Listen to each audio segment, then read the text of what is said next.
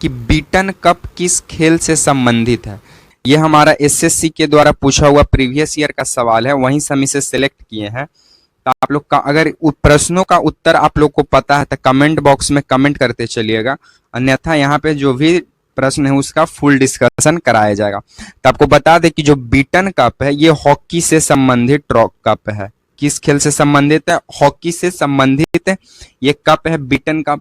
अब beaten cup इस बार पूछ चुका है तो अगला बार थोड़ी है कि आपसे बीटन कप से ही पूछेगा। अब हॉकी से संबंधित जो भी अन्य कप बनता है वो आपसे पूछ देगा। सबसे महत्वपूर्ण आप याद रखिए, पहला ये इंपॉर्टेंट ये है क्योंकि ये रेलवे और एसएससी के प्रीवियस ईयर से उठा है, बॉम्बे गोल्ड कप। तो जो बॉम्बे गोल्ड कप है ये भी हॉकी से ही संबंधित है। उसके बाद की बात करें तो एक सेकंड, इसका हम लेयर थोड़ा बढ़ा देते हैं। उसके बाद आगा खान कप, ये वीवीआई सवाल है और ये हॉकी से भी पूछता है, तो ये भी किससे संबंधित है? तो ये भी हमारा हॉकी से ही संबंधित है। नेहरू ट्रॉफी, देखिए एक पूछता है नेहरू कप और एक पूछता है नेहरू ट्रॉफी। तो नेहरू ट्रॉफी जो है ये हॉकी से ही संबंधित है। उसके बाद मेजर ध्यानचंद ट्रॉफी, ये भी हमारा हॉकी से ही संबंधित है। आपको बता दें कि जो मेजर ध्यानचंद का जन्म है वो 29 अगस्त 2005 को 29 अगस्त 1905 को हुआ था। 29 अगस्त 1905 को हुआ था और इन्हीं के जन्म दिवस के उपलक्ष्य में 29 अगस्त को हम लोग राष्ट्रीय खेल दिवस मनाते हैं। क्या मनाते हैं? एक सेकेंड, क्या मनाते हैं हम लोग? राष्ट्रीय खेल दिवस मनाते हैं 29 अगस्त को। मेजर ध्यानचंद को हॉकी का जादूगर कहा जाता है। हॉकी का जादूगर कहा जाता है किन्हें? मेजर ध्यानचंद को ही। एक सेकेंड, यहाँ पे स्लिप कर रहा है। तो मेजर ध्यानचंद को हॉकी का जादूगर कहा जाता है और मेजर ध्यानचंद का जन्म 29 अगस्त 1905 को हुआ था, इसीलिए इनके जन्म दिवस उपलक्ष्य को हम लोग राष्ट्रीय खेल दिवस के रूप में मनाते हैं। और ध्यानचंद ट्रॉफी हो या फिर नेहरू ट्रॉफी हो या फिर आगा खान कप हो या फिर बॉम्बे गोल्ड कप हो या फिर बीटन कप हो, ये जितने भी संबंधित कप हैं ये सभी कप कहीं ना कहीं हॉकी से संबंध अपना रखते हैं। तो ये जितने भी इंपॉर्टेंट कप है ये सभी हॉकी से संबंधित कप हैं। तो इन बातों को भी आपको ध्यान रखना पड़ेगा। उसके बाद कुछ और महत्वपूर्ण ट्रॉफी और कप से सवाल बनता है, जैसे मैं यहाँ पे देख लीजिए। पहला संतोष ट्रॉफी, ये किस खेल से संबंधित है? तो संतोष ट्रॉफी ये फुटबॉल से संबंधित है। सुब्रतो कप ये भी हमारा फुटबॉल से संबंधित है और विठल ट्रॉफी ये भी हमारा फुटबॉल से ही संबंधित है। फुटबॉल में टोटल कितने प्लेयर होते हैं? तो फुटबॉल में 11 खिलाड़ी होते हैं। हॉकी में कितने खिलाड़ी होते हैं? तो हॉकी में भी 11 खिलाड़ी होते हैं। क्रिकेट में कितने खिलाड़ी होते हैं? तो क्रिकेट में भी 11 खिलाड़ी होते हैं। तो इन तमाम बातों को भी आपको ध्यान में रखना पड़ेगा। संतोष ट्रॉफी, सुभद्रो कप और विटल कप ये फुटबॉल से संबंधित है। उसके बाद फिर बाकर कप पूछेगा। बाकर हो गया, डनिहल हो गया, सर्किट हो गया, राइडर हो गया, ये जितने भी कप हैं ये सभी गोल्फ से संबंधित हैं। किससे संबंधित है? गोल्फ से संबंधित है। बाकर कप, डनिहल कप, सर्किट कप और राइडर कप, ये 4 कप आप याद रख लीजिए गोल्फ से, जो कि वीवीआई है, यहां से लगातार सवाल बनता है। फिर फेडरेशन कप और नेहरू कप, देखिए एक नेहरू ट्रॉफी है जो हॉकी से संबंधित है।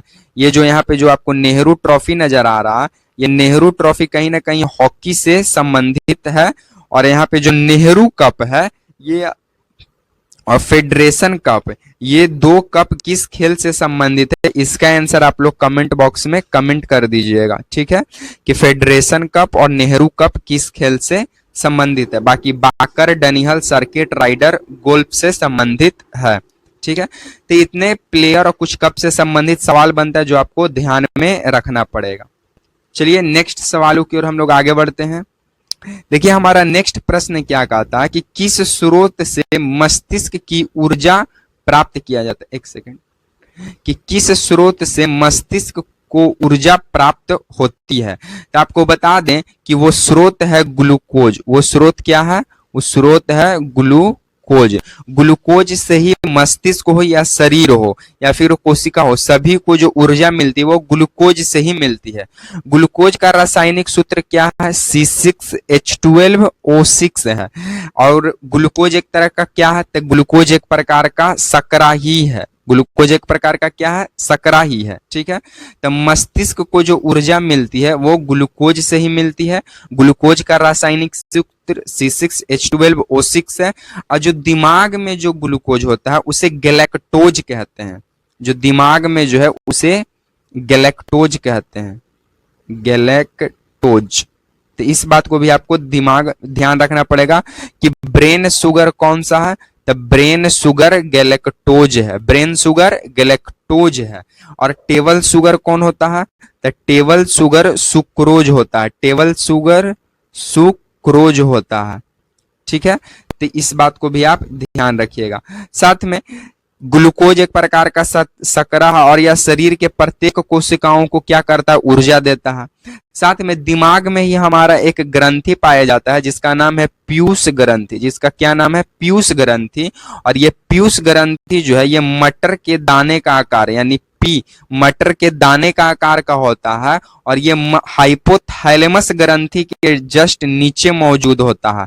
किस ग्रंथि के नीचे? हाइपोथैलेमस ग्रंथि के नीचे मौजूद होता है पीयूष ग्रंथि, जिसे मास्टर ग्रंथि भी कहते हैं और शरीर का सबसे छोटा ग्रंथि माना जाता है इसे जो है TSH हार्मोन, ACTH हार्मोन जैसे वृद्धि हार्मोन जो होते हैं, जो कहीं ना कहीं हाइट को वृद्धि करने का काम करते हैं, वो हार्मोन रिलीज करता है। इसीलिए इसे मास्टर ग्लैंड के भी नाम से जाना जाता है। तो इन तमाम बातों को आपको यहाँ से ध्यान रखना पड़ेगा। साथ में आपको कुछ और जानकारी देते तो आपको बता दें कि जो कोशिका है, कोशिका का अध्ययन साइटोलॉजी कहलाता है। कोशिका का अध्ययन साइटोलॉजी कहलाता है। साथ में कोशिका शरीर की सबसे छोटी यूनिट है। शरीर की सबसे छोटी यूनिट मानी जाती है किसे? कोशिका को ही। कोशिका का खोज कौन किया? कोशिका का खोज रॉबर्ट हुक नामक वैज्ञानिक किया था 1665 में, वो भी डेट कोशिका पे। कैसे कोशिका पे? डेट सेल पर किया था। तो इस बात को भी आपको ध्यान रखना पड़ेगा। ठीक है, चलिए नेक्स्ट सवालों की ओर हम लोग आगे बढ़ते हैं। देखिए हमारा नेक्स्ट प्रश्न क्या कहता है कि ऑपरेशन परिवर्तन क्या था।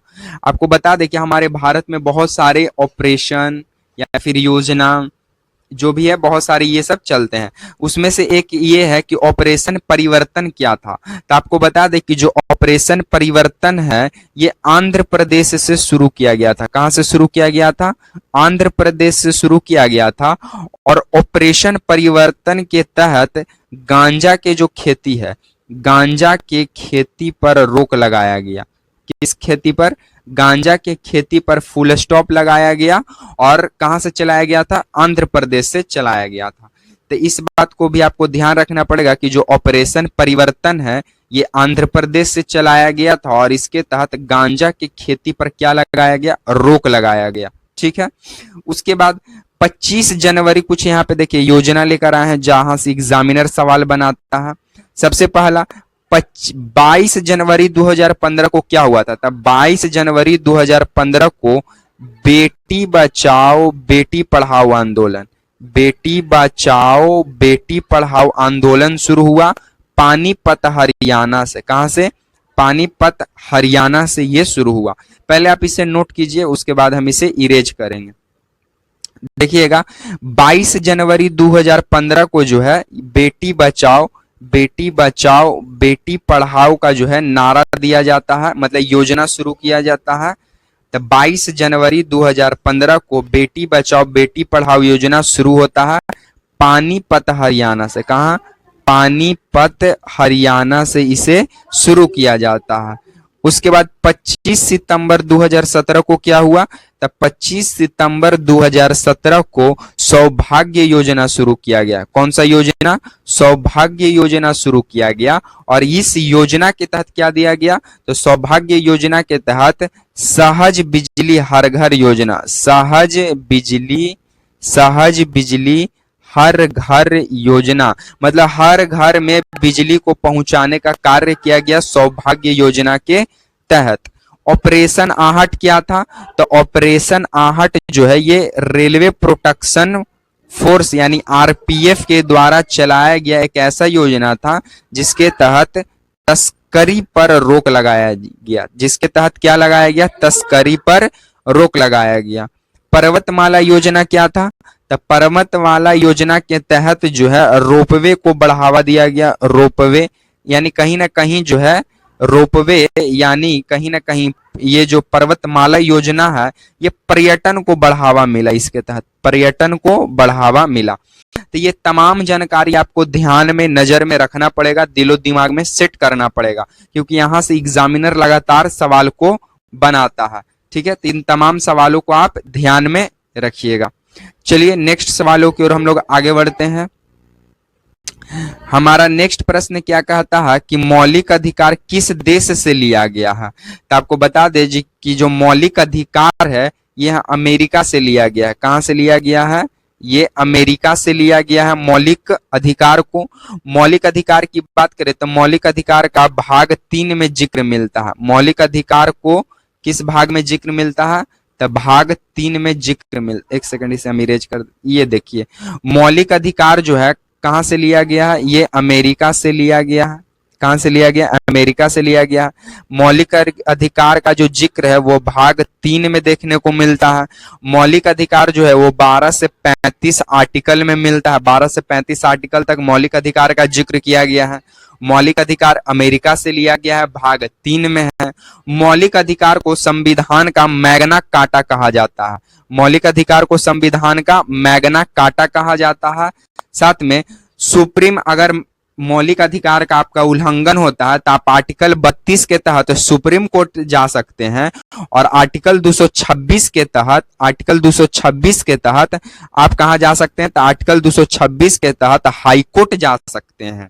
ठीक है, तो इस बात को भी आपको ध्यान रखना पड़ेगा कि मौलिक अधिकार जो है ये अमेरिका से लिया गया है। भाग 3 में इसका जिक्र किया गया है। मौलिक अधिकार को संविधान का मैग्ना कार्टा कहते हैं। अगर मौलिक अधिकार का आपका उल्लंघन होता है तो आर्टिकल 32 के तहत आप सुप्रीम कोर्ट जा सकते हैं, और आर्टिकल 226 के तहत आप हाई कोर्ट जा सकते हैं।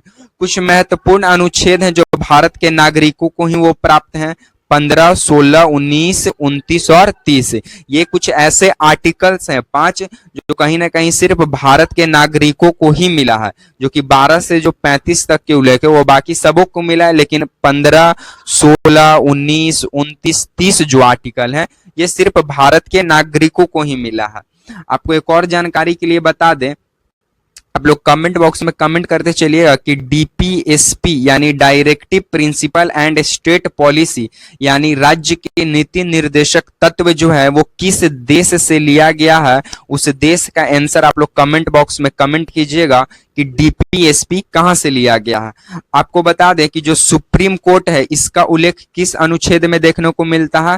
तो सुप्रीम कोर्ट का जो उल्लेख है अनुच्छेद 124 में देखने को मिलता है। सुप्रीम कोर्ट का जो गठन है वो अनुच्छेद 124 आर्टिकल के तहत हुआ है, और हाई कोर्ट का जो गठन है वो आर्टिकल 214 के अनुच्छेद हुआ है। तो इस बात को भी आपको ध्यान रखना पड़ेगा कि 124 में सुप्रीम कोर्ट और 214 में हाई कोर्ट। ठीक है, इस तमाम जानकारी को आपको ध्यान में रखना पड़ेगा। ठीक है, इसे नोट कर लीजिएगा। ठीक है, तो आज को हम वीडियो को यहीं पे समाप्त करते हैं। अगर आपको वीडियो पसंद आता है तो वीडियो को आप लाइक कर दीजिएगा, वीडियो को शेयर कर दीजिएगा एंड चैनल को सब्सक्राइब कर दीजिएगा।